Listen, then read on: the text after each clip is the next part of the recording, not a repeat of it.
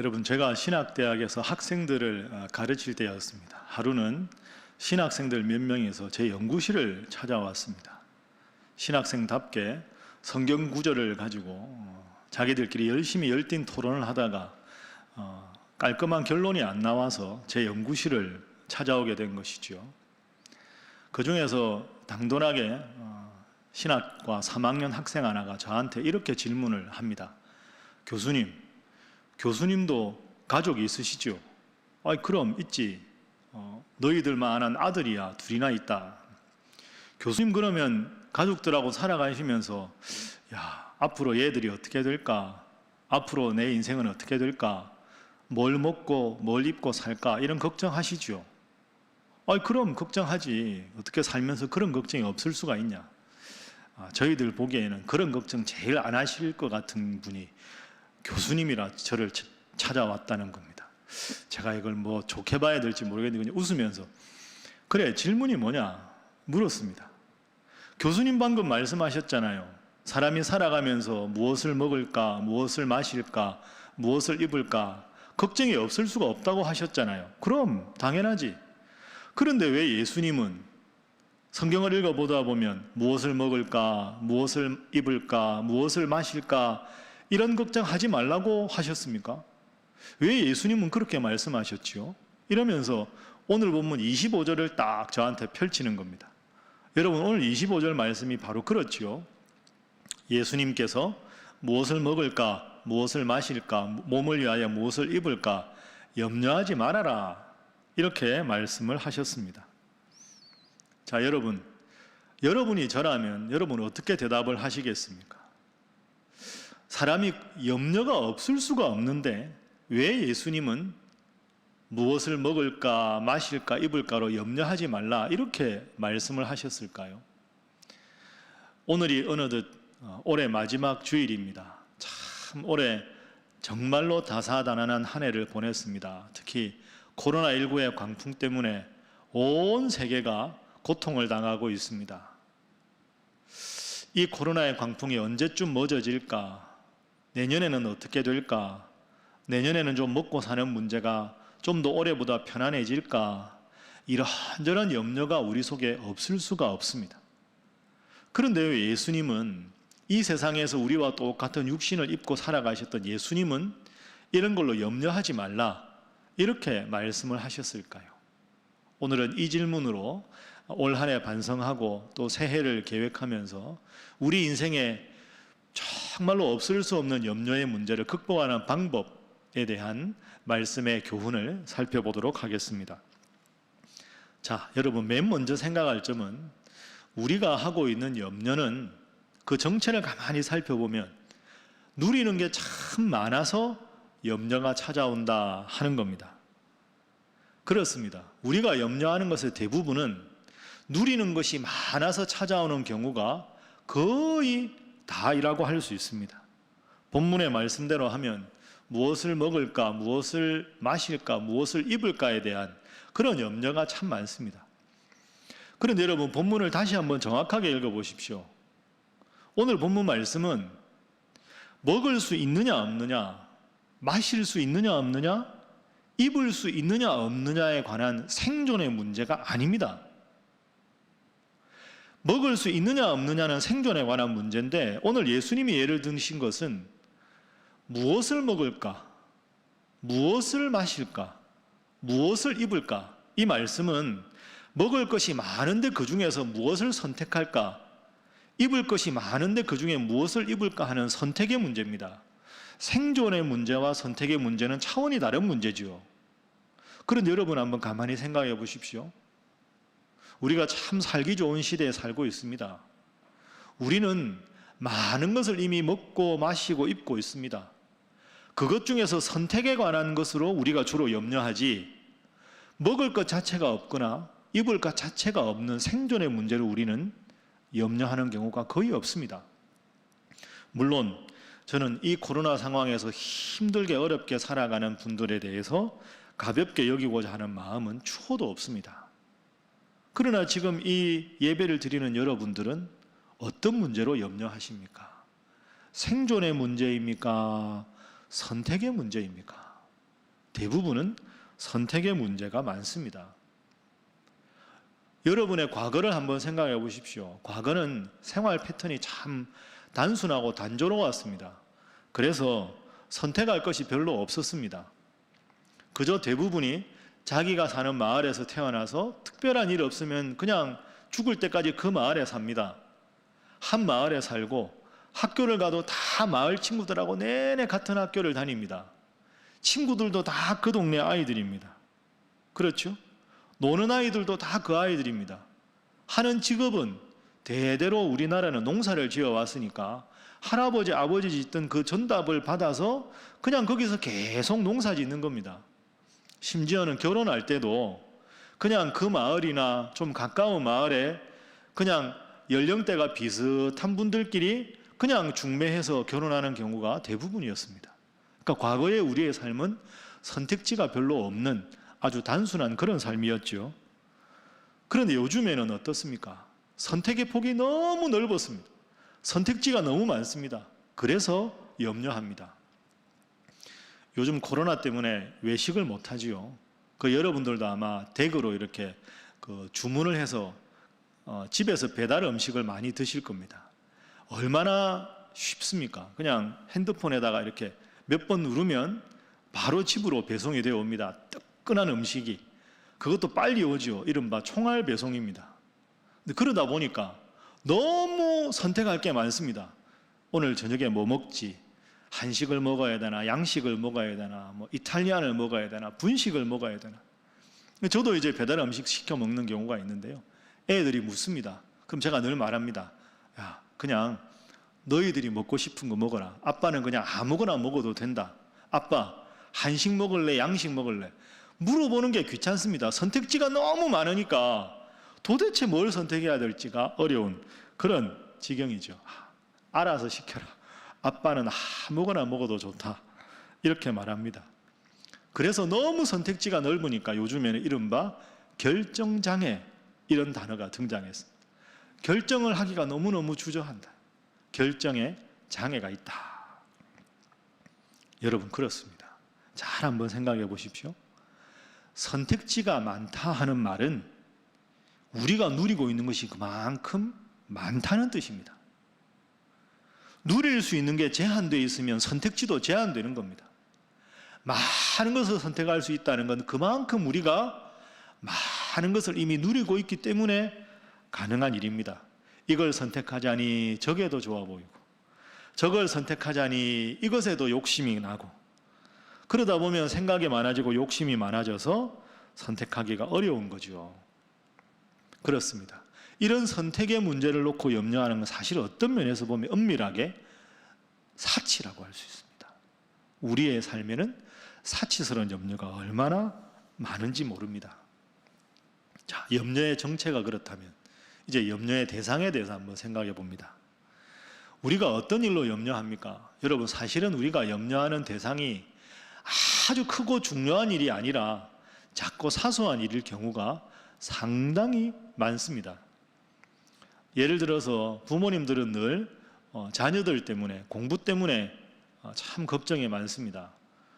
오늘 주일이 대학 수학능력평가 수시 발표하는 날 아닙니까? 항상 공부에 관심이 많습니다. 그래서 성적 한번 시험에서 떨어지면 땅이 꺼져라 한숨을 쉽니다. 학원 가야 되는데 학원에서 피드백이 별로 안 좋게 나오면 왜 너 그러냐고 얼마나 그걸로 큰 문제를 삼는지 많습니다. 하늘이 마치 무너진 것 같이 시험 한 번으로 평가 한 번으로 아이들에 대해서 걱정이 많습니다. 근데 여러분 아이들 키워보면 어떻습니까? 그러다가 아이가 갑자기 큰 병이라도 덜컥 걸려서 병원에 입원이라도 하게 되면 수술이라도 하게 되면 지금까지 그 성적 하나로 그렇게 막 옥신각신하고 아이에게 막 매섭게 하던 그 부모 마음이 일순간에 누그러집니다. 아유 그래 뭐 성적이야 다음에 회복하면 되지 건강해지면 다시 더 열심히 공부하면 되잖아. 하나님 제발 우리 아이 빨리 회복되게 해주십시오. 수술 잘 맞춰서 후유증 없게 해주십시오. 그냥 그 기도 때문에 지금까지 생각하고 땅이 꺼져라 생각하던 성적에 관한 문제가 별 대수롭지 않은 문제로 치부가 되어버립니다. 여러분 그렇습니다. 우리가 하는 염려의 대상은 크고 중요한 문제라기보다는 사실 지나고 나서 보면 작은 문제, 사소한 문제일 경우가 많습니다. 그런데 여러분 꼭 한번 기억해 보십시오. 우리가 인생을 살아가다 보면 이런 염려는 사라지지 않습니다. 염려라는 주제로 논리적으로 한번 여러분 생각해 볼까요? 자, 염려한다고 해결될 문제는 애초에 염려할 문제가 아닙니다. 왜? 염려한다고 해결될 문제는 사소한 문제거든요. 그건 염려 하나 안 하나 해소가 됩니다. 고로 염려할 필요가 없습니다. 두 번째, 염려해서 해결 안 될 문제는 염려할 필요가 없습니다. 어차피 해결 안 될 문제를 왜 염려합니까? 고로 염려할 필요가 없습니다. 그러니까 염려는 사실은 안 해도 되는 겁니다. 이게 논리적인 정답이에요. 염려할 필요는 없다. 그런데 현실은 어떻습니까? 우리는 끊임없이 염려하고 살아갑니다. 염려할 필요가 없다는 논리적인 설명과 끊임없이 살아가는 한 염려가 있을 수밖에 없는 이 둘 사이에 우리는 늘 고민하고 갈등을 하고 있습니다. 그럼 해결책이 필요하겠죠. 제가 해결책을 일러드리겠습니다. 여러분, 염려가 사라지게 해달라고 하나님께 기도하지 마십시오. 그 기도는 죄송한데 하나님이 안 들어주십니다. 하나님이 염려가 사라지게 해주십시오. 하나님이 결코 그 기도를 안 들어주십니다. 예수님 십자가에 돌아가시기 전에 겟세마네 동산에서 밤새 염려하면서 기도하셨습니다. 살아있는 한 염려가 없을 수는 없습니다. 그러면 염려 문제에 대한 해결책이 무엇일까요? 염려가 사라지게 해달라고 기도하지 마시고요. 하나님, 믿음으로 염려를 넘어가게 해주십시오. 기도로 염려를 이겨나가게 해주십시오. 그게 우리가 기도해야 될 내용입니다. 여러분, 그래서 꼭 기억하십시오. 염려는 사라지는 것이 아니라 기도로 염려를 넘어서는 것이다. 염려는 사라지는 것이 아니라 기도로 염려를 넘어서는 것이다. 어떻게 염려를 기도로 넘어설 수 있느냐? 하나님께서 약속하셨기 때문입니다. 하나님께서 빌립보서 4장 6절 7절 말씀에 이미 우리에게 약속하셨습니다. 아무것도 염려하지 말고 다만 모든 일에 무엇으로? 기도와 간구로 너희 구할 것을 감사함으로 하나님께 아뢰라. 그리하면 모든 지각에 뛰어난 하나님의 평강이 그리스도 예수 안에서 너희 마음과 생각을 지키시리라. 그렇습니다. 기도로 염려를 넘어서는 것이다. 그럼 여러분, 새해 우리의 기도가 바뀌어야 되지 않겠습니까? 새해에도 힘든 일이 있어서 우리 마음에 수많은 염려와 걱정이 엄습할 때 우리의 기도로 염려를 넘어서려면 우리의 기도가 바뀌어야 되는데 어떤 기도를 해야 할까? 두 가지 꼭 기억해야 될 우리의 기도가 있습니다. 자, 먼저 염려를 극복하기 위한 우리의 기도는 이미 우리가 누리고 있는 것에 대한 감사하는 기도, 그 감사의 기도가 필요합니다. 앞서 말씀드린 대로 여러분, 우리가 얼마나 많은 것을 누리고 있습니까? 오늘 본문에서도 예수님께서 우리에게 그것을 말씀하셨습니다. 자, 오늘 본문 말씀 26절과 30절 말씀을 봅니다. 예수님 말씀하셨습니다. 저 공중의 새를 보아라.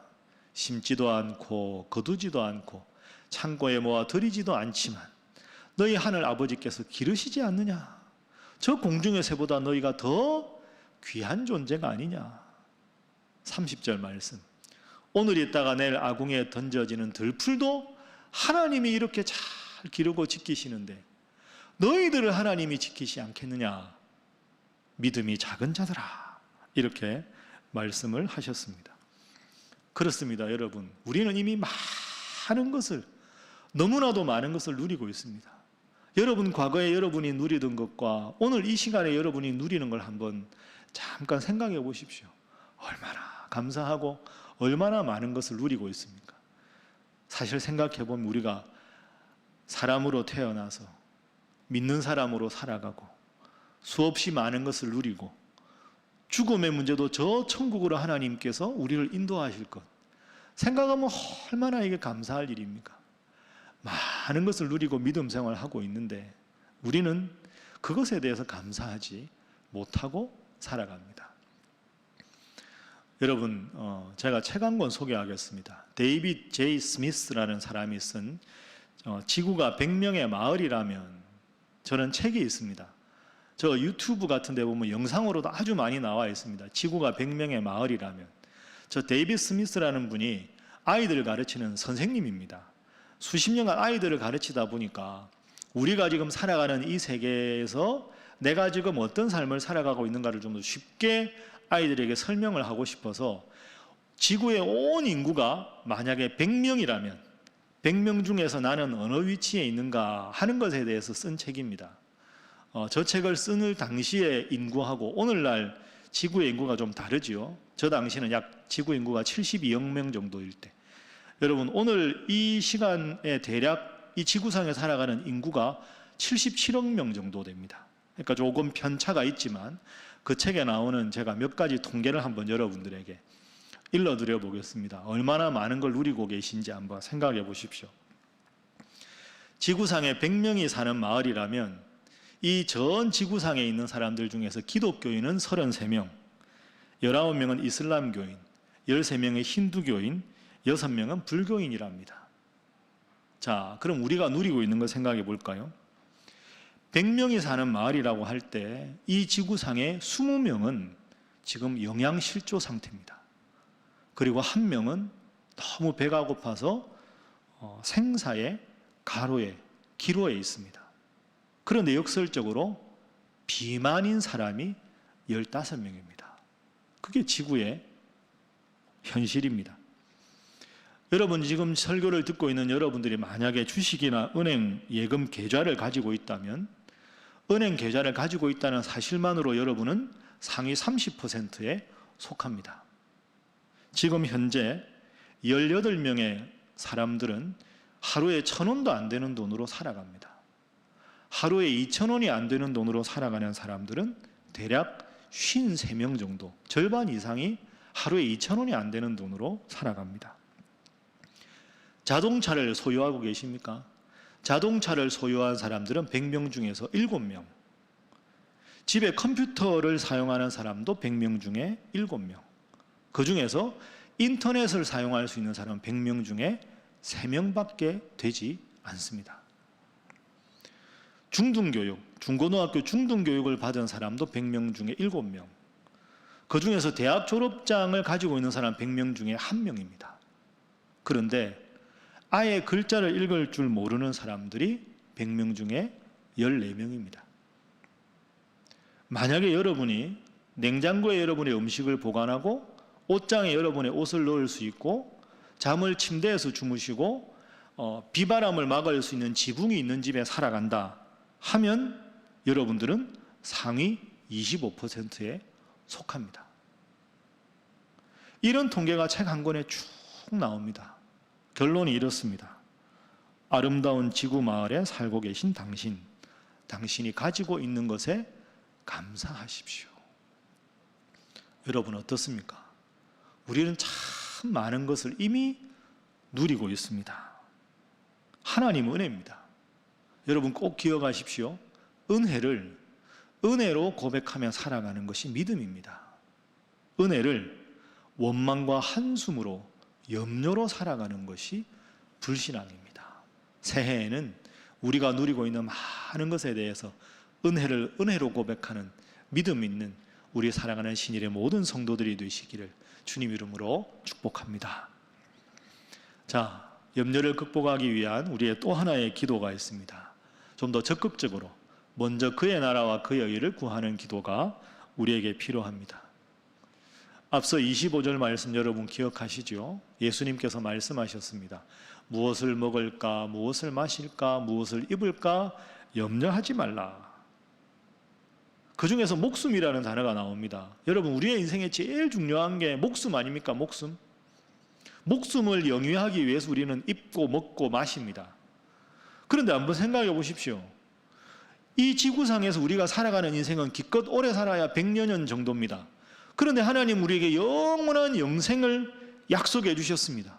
그러므로 우리는 목숨에 대한 죽음에 대한 두려움을 이미 극복한 사람들입니다. 극복할 수 있는 근거가 무엇입니까? 믿음입니다. 그러면 죽음의 문제를 극복했다면 무엇을 먹을까, 무엇을 마실까, 무엇을 입을까에 대한 염려가 남습니다. 그 염려를 하나님께 맡기는 것, 그것이 바로 믿음입니다. 그래서 우리 인생에 제일 중요한 건 믿음이죠. 천국에 갈 수 있는 근거도 믿음이고, 염려를 극복할 수 있는 것도 우리의 믿음으로 함께하는 기도입니다. 그래서 믿음이 제일 중요합니다. 그래서 주님께서 우리에게 귀한 말씀을 주셨습니다. 31절, 32절에 주님이 이렇게 말씀하셨습니다. 그러므로 염려하여 이르기를 무엇을 먹을까, 무엇을 마실까, 무엇을 입을까 하지 말라. 이는 다 이방인들이 구하는 것이라. 너희 하늘 하나님 아버지께서는 이 모든 것이 너희에게 있어야 할 줄을 아시느니라. 여러분, 저 아래 구절이 참 힘이 되는 말씀 아닙니까? 너희 하늘 아버지께서는 무엇을 먹고 무엇을 마시고 무엇을 입어야 할지 모든 것을 이미 알고 계신다.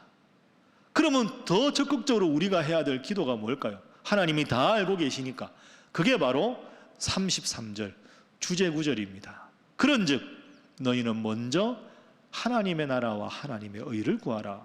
그게 믿음이지요. 믿음으로 하나님께 구하라. 그러면 이 모든 먹는 것, 마시는 것, 입는 것을 너희에게 더하시리라. 이렇게 약속을 해주셨습니다. 여러분, 그렇습니다. 염려를 기도로 넘어서는 여러분, 염려를 믿음으로 극복하는 여러분 다 되시기를 주님 이름으로 축복합니다. 그렇게 생각하면 우리 인생의 제일 중요한 문제는 우선순위의 문제입니다. 나는 지금 살아가면서 내 삶의 우선순위를 어디에 두고 있는가? 여러분의 삶의 1순위는 과연 무엇입니까? 저나 여러분이나 다 느끼는 대로 우리 주위에 참 재주가 많은 사람들이 있습니다. 못하는 게 없는 사람들이 있어요. 그런데 재주가 참 많은 사람들이 실패하는 경우가 많습니다. 저 사람은 너무 재주가 많아서 실패하는 거예요. 재주가 너무 많으니까 하고 싶은 게 너무 많은 거죠. 알고 있는 게 너무 많은 겁니다. 그러니까 1순위를 정확하게 못 정하는 거죠. 재주가 없어도 1순위를 분명하게 정하고 그 일에 꾸준하게 나가면 성공할 텐데 너무 아는 게 많고 할 수 있는 게 많다 보니까 우선순위를 정확하게 정하지 못해서 실패하는 인생이 얼마나 많습니까? 제일 중요한 건 삶의 1순위입니다. 여러분, 어차피 우리 인생에서 그렇지 않습니까? 다 알 수도 없고요, 다 할 수도 없습니다. 다 알 수 없고 다 할 수 없다면 인생의 1순위를 정확하게 정하는 것, 본질을 붙잡는 게 중요합니다. 인생의 가장 중요한 본질적인 과제가 무엇입니까? 그게 바로 하나님 잘 믿는 믿음 생활입니다. 목숨을 위해서 무엇을 먹을까, 마실까, 입을까를 걱정하는 것 이후에 목숨의 문제를 영원한 생명으로 약속하시고 극복하게 해주신 것이 하나님을 믿는 믿음 아닙니까? 무엇을 먹고 마시고 입을까의 모든 문제를 너희 하늘 아버지께서 다 알고 계신다 말씀하셨으니 그 하나님께 모든 것을 맡기는 게 믿음입니다. 그러므로 우리 인생의 가장 중요한 1순위는 하나님을 믿는 믿음이 되어야 합니다. 여러분, 새해 어떤 계획을 지금 세우고 계십니까? 이런저런 염려가 많으시죠? 아이고, 코로나가 또 어떻게 될려나, 여러 가지 불안한 것도 사실입니다. 그런데 여러분 꼭 기억하십시오. 기도하십시오.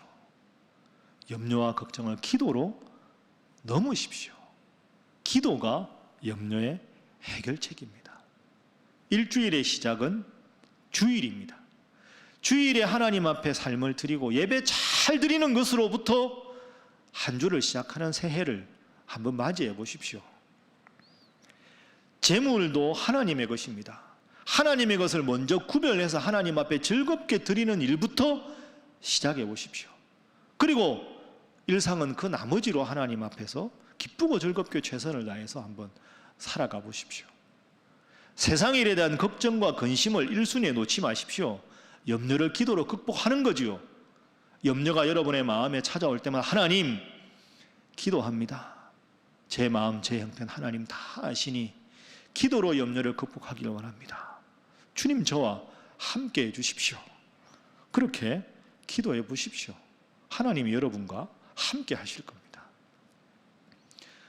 올해가 이제 나흘 남았습니다. 올 한해 돌아보면 여러분 어떻습니까? 무엇을 회고하십니까? 무엇을 잃으셨습니까? 난 참 잃은 게 많다. 손해본 게 많다. 손해 준 게 없다. 이런 생각 드십니까? 기억하십시오. 행복은 존재에 있는 것이지 소유에 있는 것이 아닙니다. 우리가 이런 소유가 좀 많아졌다 하더라도 우리는 여전히 하나님의 사랑받는 하나님의 자녀입니다. 존재의 문제는 전혀 변하지 않았습니다. 줄어든 것은 우리의 소유입니다. 안타까운 일입니다. 그러나 여러분, 그러면 행복이 존재의 문제가 있는데 소유의 문제에 따라서 행복의 문제를 결정하시겠습니까? 그러면 힘들어지고 어려워질 때마다 하나님을 향해서 원망하시겠습니까? 그건 하나님 앞에 성숙한 신앙이 아니지 않겠습니까? 인생은 여러분 백길입니다. 인생은 직선으로 쭉쭉 뻗은 도로가 아닙니다. 내가 가고 싶은 방향이 이쪽인데 하나님이 내 인생을 빙그레 돌려서 백길이 북쪽을 향하기도 하고요, 저 남쪽을 향하기도 하고 엉뚱한 방향으로 가기도 합니다. 그러나 백길 따라 배에 묵묵히 타다 보면 백길은 돌아서 결국 내가 원하는 목적지로 가는 거죠. 인생은 백길이다. 내 인생이 내 원하는 방향대로 가지 않아도 그래도 하나님은 이 순간에도 나를 인도하신다. 그렇게 믿고 나아가는 게 그게 우리 인생에서 믿음 생활을 바르게 하는 우리 성도의 삶의 태도가 아니겠습니까? 말씀을 정리하겠습니다. 사랑하는 우리 신일의 성도 여러분, 정말로 사랑하는 우리 신일교회 성도 여러분, 여러분 한 해 참 수고하셨습니다. 정말로 수고하셨습니다. 오늘까지 이렇게 살아내시더라 수고 많으셨습니다. 염려를 기도로 믿음으로 극복하면 하나님 여러분의 새해 큰 복을 주실 것입니다. 정말로 큰 복을 주실 것입니다. 그래서 제가 설교 마치면서 여러분이 새해 맞이하면서 꼭 여러분이 명심하고 살아가실 말씀 세 구절 일러드리겠습니다. 꼭 기억하시기 바랍니다. 로마서 8장 28절, 우리가 알거니와 하나님을 사랑하는 자 곧 그 뜻대로 부르심을 입은 자들에게는 모든 것이 합력하여 선을 이루느니라. 앞서 읽은 빌립보서 말씀, 아무것도 염려하지 말고 다만 모든 일에 무엇으로? 기도와 간구로 너희 구할 것을 감사함으로 하나님께 아뢰라. 그리하면 모든 지각에 뛰어난 하나님의 평강이 그리스도 예수 안에서 너희 마음과 생각을 지키시리라. 오늘 본문 6장 33절 말씀, 그런즉 너희는 먼저 그의 나라와 그의 의를 구하라. 그리하면 하나님 앞에 믿음으로 구하면 구하지 않은 먹는 것, 마시는 것, 입는 것 다 너희에게 더해 주시리라. 하나님께서 약속해 주셨습니다. 사랑하는 여러분, 힘을 내십시오. 하나님이 여러분과 함께 하십니다. 신일교회 성도 여러분, 1년간 너무너무 수고하셨습니다. 하나님이 여러분을 사랑합니다. 저도 여러분을 사랑합니다. 연말 잘 마무리하시고 새해에는 내 마음속에 염려가 찾아올 때마다 믿음으로 기도하셔서 정말 하나님 주실 큰 은혜와 복을 만끽하시는 우리 사랑하는 모든 성도들이 되시기를 주님 이름으로 축복합니다. 기도하겠습니다. 하나님 감사합니다. 또 한 해 마지막 주일 예배를 드릴 때까지 저희들을 지켜주시고 보호해 주셔서 감사합니다. 한 치 앞을 헤아리기 어려운 시대에 살면서도 이렇게 안전하게 살아가는 것이 주님의 크신 은혜임을 늘 기억하며 살게 해 주옵소서. 먹고 사는 작은 일에 너무 집착하고 염려만 하지 말게 해주시고 내 존재의 근원이 되신 하나님 앞에 기도하며 믿음으로 기도로 염려를 넘어서는 성도들 되게 하여 주옵소서. 며칠 남지 않은 올해 남은 날들도 은혜로 지켜주시고 새해에는 오직 믿음으로 삶의 우선순위를 하나님께 두는 복된 삶을 살아가도록 주님 저희를 지키시고 인도하여 주옵소서. 예수님의 이름으로 기도하옵나이다. 아멘.